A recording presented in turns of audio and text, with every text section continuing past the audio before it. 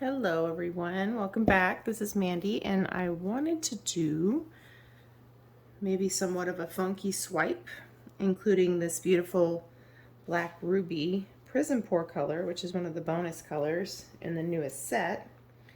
And so I really don't know what colors I'm going to use yet, so I'm going to lay down my pillow and show you as I put them down. I am running out of pillow in this container, so this is Glidden Premium in Eggshell. So I have satin over here just to go around the edges in case we need some backup. I'm not sure if it's a good idea to mix them, so I prefer to not really do that too much, but as you may know if you've been here a minute, I always use too much pillow paint. It's not necessarily a good best practice, but it is one of my opportunities. So I'd rather use a little too much than not enough and then have to overstretch the design. There are some goobers in my paint.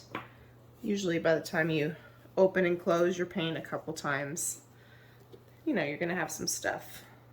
So I'm gonna show you as we lay it down. I'm thinking, of course, I'm gonna use the bloom recipe, and before I forget to tell you, I do have a tutorial in the description box below where I kind of explain some ingredients that I have found to be pretty easy to work with in the US. Doesn't mean what I use works for everyone. Everyone's different, but works for me. And it's not exhaustive, but definitely check out the description box. There's a lot of good information in there. There's discount codes. I'm going to be using a lot of Colourarte today, so there's a 20% off discount code in there. I also use Australian Floetrol for my cell activator. I get it from Pixel Paint Designs. I think her price is as competitive as anywhere I've seen, and including eBay and all of that where you have to wait to get it, but she ships from the US, so it's very quick. And there's a 10% off discount code in there. It's also where I get my boom gels. So I get asked a lot where I get some of my paints I use for cell activator. I usually get them from Blick, and I do have my Blick link below. There's no special deal if you use our link. It just helps our channel. It doesn't cost you anything. But yeah, all that stuff is super helpful. And then my Fluid Art Friends Facebook group is also below. Now this right here is way too much pillow paint, just so you know, before we get started. And I'm gonna try to be somewhat clean. So I kind of just built my colors around this one ruby red color. I'm gonna use a blue black cell activator because that's what I have mixed up, and I don't have a lot of time to mix up any other ones right now. I may or may not use gold on top of that. We'll see. So yeah, I'm going to kind of just put the colors down and show you at the same time. And let's just see how that goes. So, and my sweet puppy dog is over here like, hey, you need to take me to the bathroom. So if you hear her making noise, it's because she would like me to prioritize that over this. But I do need to get this in before I get too long in the day. So this is Midnight Blue from Matisse. I'm going to put this down as kind of my base layer. I'm also going to use Indigo from Matisse. I use Blue Black a lot from Atelier in my base layer. I need to mix up some more. I still have a little bit mixed up, but not a lot. So typically when I'm going to use sparkly paints, I usually put down acrylic, regular acrylic underneath. It just kind of helps because those sparkly pigments right up next to your pillow paint sometimes can cause flocculation because they kind of need better binders. So I'm just going to put kind of a decent base layer of acrylic paints, and I'm stirring them as I'm talking. So the Matisse Midnight Blue, of course I get that from Blick. This that I'm going to use next is Atelier Free Flow in Magenta. So I'm just going to kind of go with some of my favorite colors today and be extra predictable.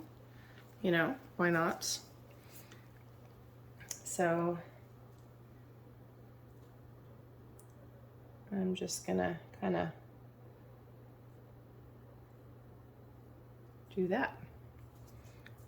Now that should be a pretty decent base layer. I should have just left that paddle in there because I'm probably gonna need more in a minute. And then I'm on the fence about this one because I kind of don't have a lot of it left. I need to mix paint, you guys. So this is Turquoise Pthalo from Golden. I'm just gonna drizzle it in some of these white places. And I'm probably gonna use it. If I run out of it, I'll use Bloom Gel at the top with the other colors. Might as well just use it up. All right. I also need to get some more of this one. I have a lot of dark blues and a lot of versions of a Pthalo turquoise. You know, they might have a different name, but you know, they're all kind of similar. I also have Cypress from Holbein, which is a really pretty green. It's a really expensive color, but it is a beautiful green. It's like a kind of a muted turquoise. I'll show you. So I'm gonna just kind of sprinkle these on, and then I'm gonna put my sparklies. So this is Cypress. It's beautiful.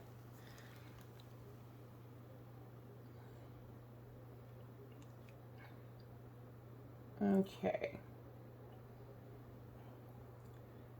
And I'm probably going to use that toward the top also. I'm already so messy. Okay, now I'm going to use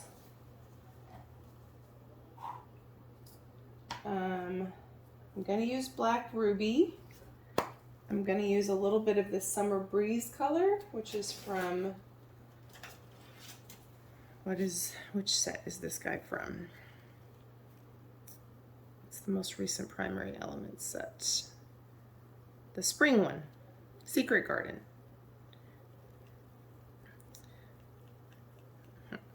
I try to keep them together when the set's fairly new so I get the name right, you know? Otherwise, you never know. So this is so pretty. Summer Breeze. Beautiful. So mostly just want this to kind of be an accent. It's probably going to get covered up by a lot of these dark colors, but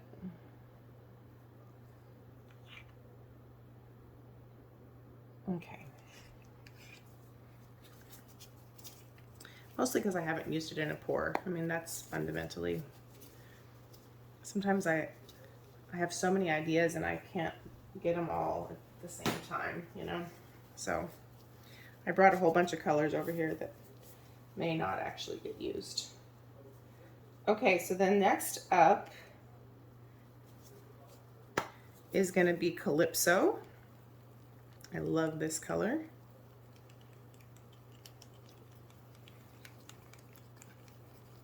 This is a primary element color. Look at that. It's amazing.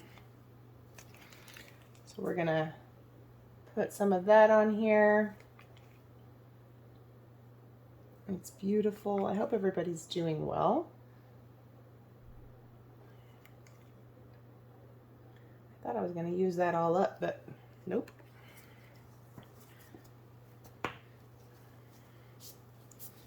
Okay. And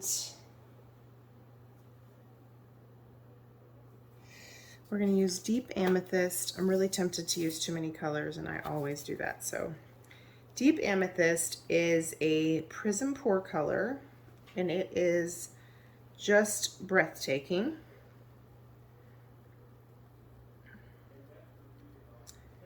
And I thought it would look really beautiful with Black Ruby. So it kind of has a dioxazine purple tint to it. Look at that. I mean, How can you not think that's delicious? So I obviously want this one. I didn't use Diox Purple as an acrylic paint because I wanted to use it pretty heavily in this mix. So yeah.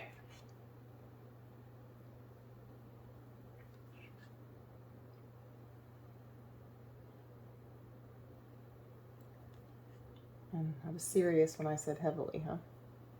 Look at that. It's just amazing. Okay. So,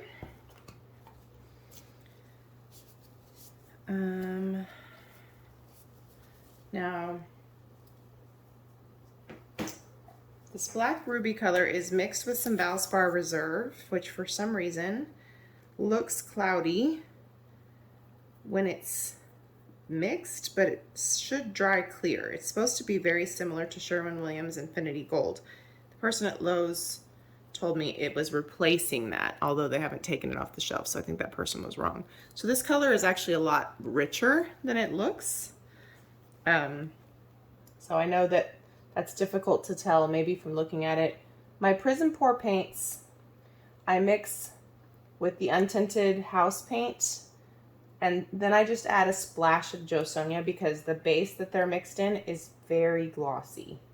So they don't necessarily need as much gloss varnish as some other paints. And if you get your mix too glossy, then it can affect the composition of your painting as it dries. So that's something I've learned, unfortunately, the hard way. And I don't know if I want to add to this or not. I think I am going to add a little shiny taffeta, which is part of the Tropical Pearls set. It will probably just look kind of like since it's such a pastel yellow, so pretty. It'll probably end up looking kind of like we added a little bit of like light gold. So it won't necessarily add a lot of yellow to the piece because it's kind of pastel. And these colors are so dark, but I thought it would be pretty to incorporate it a little bit. Okay, so I am going to sprinkle a little bit more of our colors. Man, everything in me wants to add more colors to this, but I'm gonna resist. I already have enough on there. So I'm just gonna basically use some of our acrylic colors on the top. Instead of using Midnight Blue again, I'm gonna use Indigo. I'm gonna use a little bit of the Cypress again.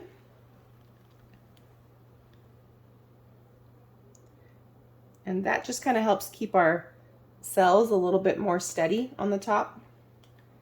And it adds a little contrast.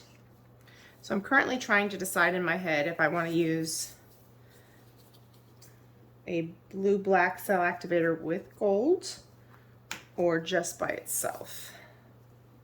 I kind of am running low on the gold, so part of me thinks I should do that because it's been mixed up for a while, so it's getting a little bit old. A little bit more of the magenta.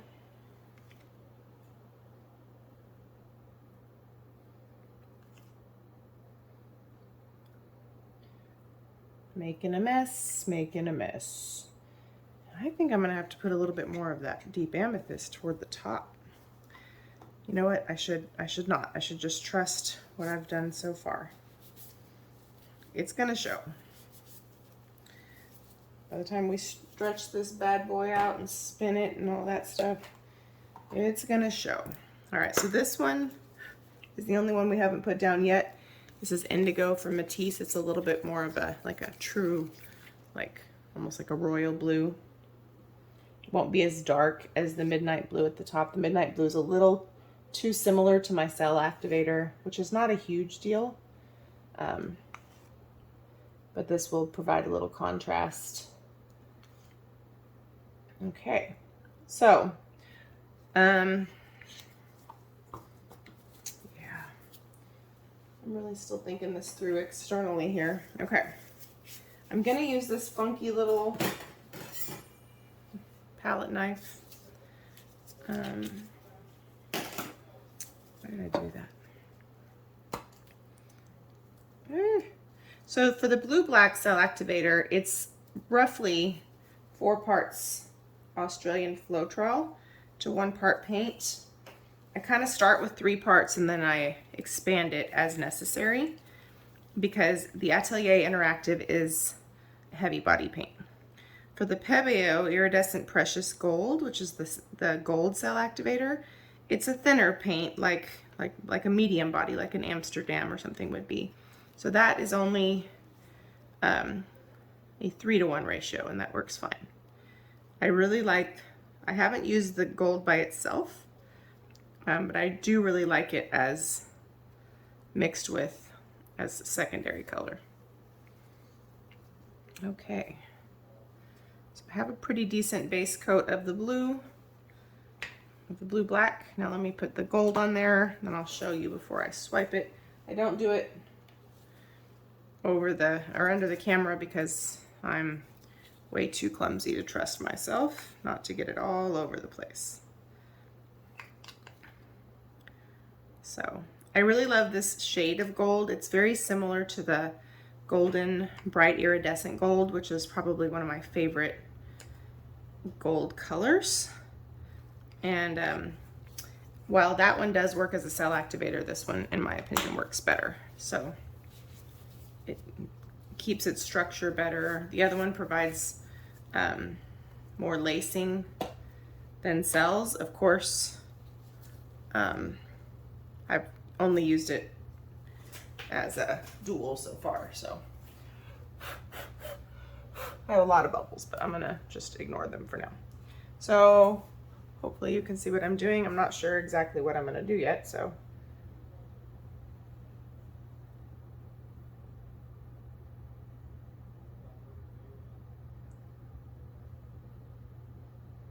I messed up right there. I gotta do something about that right there in the middle. I don't really mind the white negative space, but I do mind this.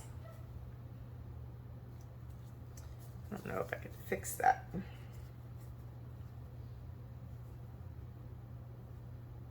I should know better than to do this. Hold on just a second. I don't know if I can. Nope. Man, I don't think there's any way to fix that where it won't look worse than it does right now.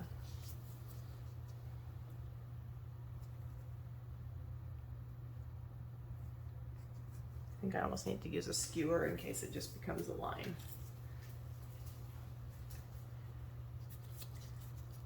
Okay, the colors are amazing.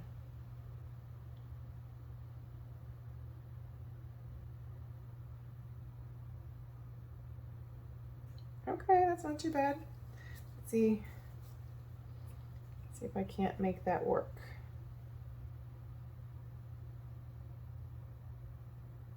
There's a piece of fuzz on my skewer.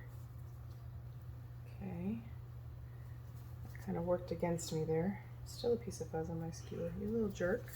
Okay.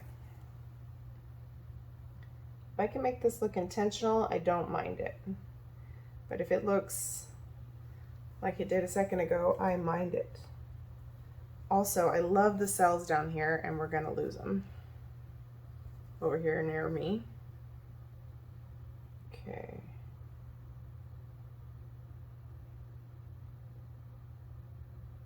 And we have way too much pillow paint, so there's no way we're not gonna lose some of the best part of this. So over here where we started, we have obviously the most cell activator. Those cells will come through on their own in a minute. We'll help it if not. But this is why I like the gold. You see these little gold circles of cells? They do this really cool, and not all gold cell activators have done that for me anyway. But the Pebeo Gold does. So, just popping some obvious bubbles. And then just trying to extend this part, because this part here in the middle is going to get bigger and we don't want it to look real crazy. So at this point, you can shift your design a little bit in your favor. If you start spinning and then you start doing this, that can really work against you. But at this point, you kind of have a little bit more latitude where you can. So, I really want to break this big bubble up, but I don't know if that's a good idea. Let me leave well enough alone. Okay, so the color combo is pretty amazing. The magenta turned kind of fluoro magenta, where it kind of washed over the pillow, which is fine with me. I love fluoro magenta. I really need to be using this. So I'm just popping a couple of really obvious bubbles. My tweezers have fuzz on them. And then I'm going to just shape this a little bit. It's going to fly off, but I want what potentially shows to look okay. And I've had some questions lately on cell activator sinking and that kind of stuff. If your cell activator is sinking, either your paint, your colors are too thin, or your cell activator is too thick based on your colors. So your colors should be thicker than your cell activator. Also, the type of paint matters. Not just any white or black paint will do. The brand matters. You know, Amsterdam is pretty safe. I'm a big fan of Atelier Interactive for swipes, and I usually keep my mix thicker for swipes than I do for blooms. Now, I'm no bloom expert, so I don't want you to think I'm like a bloom diva or something, but I generally do use a thicker cell activator for swipes because I feel like the cell activator gets manipulated a lot more and gets, I guess, taxed as it gets stretched a little bit more than if you blow out a bloom. And then for blooms, I think it would be harder to blow them out if they were too thick. But some people do excellent with a thicker cell activator. So obviously everyone's different. But just know that not every paint will work. And the one thing about the bloom recipe is that it is like a giant science experiment, even for people who have done it for a long time. Like, there is a lot of trial and error, so you have to be patient with finding what works with what, you know?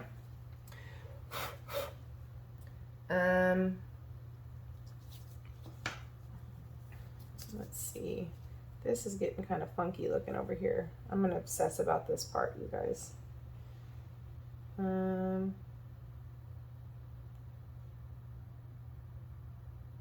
It's like I couldn't just leave it like that for some reason.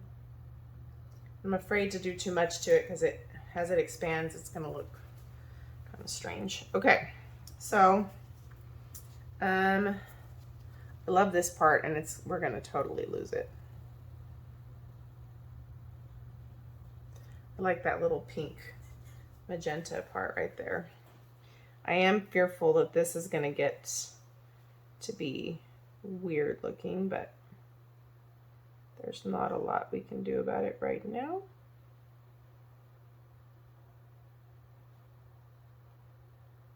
Okay, I think we should just spin this.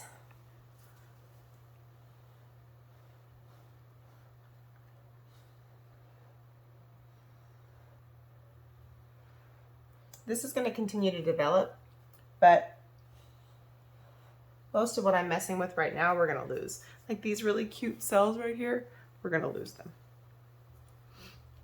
The only potential we have is to scoot this down a little bit, but the unfortunate part is this is really cool and we're going to lose it. And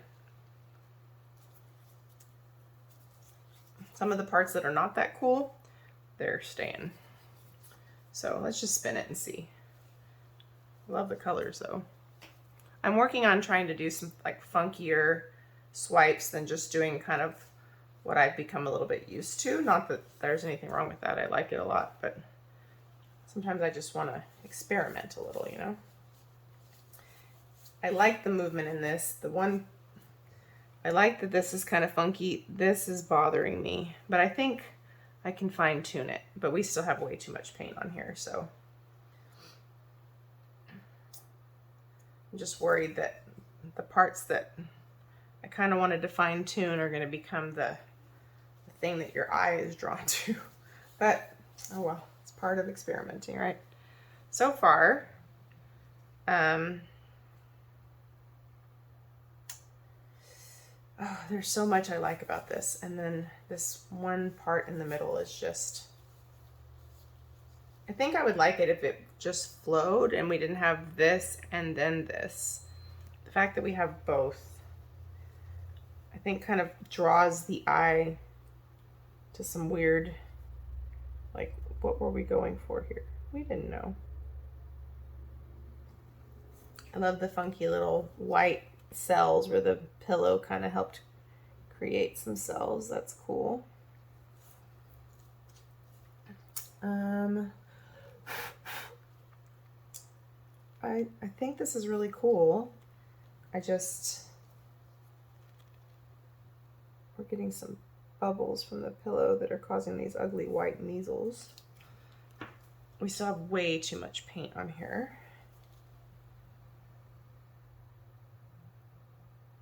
And all my little wipes are full of paint, so let me get some more. But sometimes, like, I like to experiment with things like records and MDF rounds that are maybe not as expensive of a surface before I, you know, use up one of my cradled wood boards or something.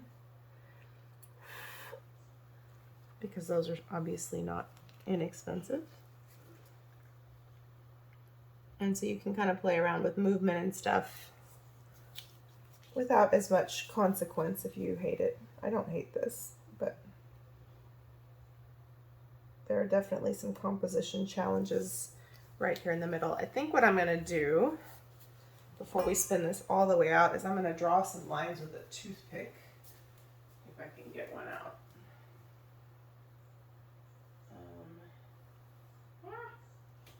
Let go.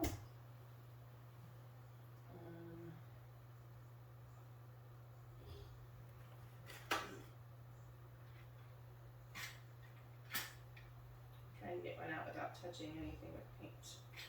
That's challenging. Because this is so fine right here that it almost looks like we kind of have to create some movement in it like we did it on purpose. Otherwise,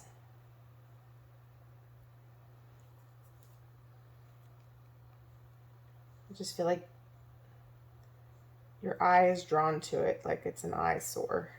And this isn't really much better, to be perfectly honest, but at least it separates it a little bit. Maybe that's only in my head because I'm already committed to it now, you know. I don't know if that helped or not. You guys can tell me. Like, it was bogus, you should have just left it alone. Or, yeah, that helped a little, you know. It makes it look, oh, at least like we might have meant to do that, even though obviously we did not. And like, I will obsess about something like that until I screw it up worse than it ever was, you know? So sometimes I just have to chill and say, you know what, art's not perfect. It's not gonna be perfect. That's part of the process. And just relax about it a little bit. These bubbles drive me crazy.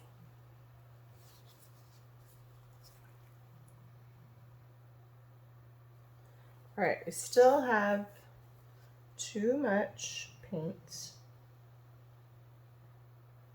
I love how that beautiful black ruby color kind of gelled with the deep amethyst and created the most beautiful like plum purple. And you can see, you may not be able to see from where you are, but this black ruby is right here. I definitely was not shy with the use of the deep amethyst, and even though it looked like we covered it up, you might remember I was tempted to put more back on. Obviously, any time you use a Diox purple shade, it will take over. And since that has that kind of shade to it, I was like, you know what, I better not. And now I'm glad I didn't, because it probably would have been a little too dominant. Just trying to get these white spots to come to the surface so I could pop them.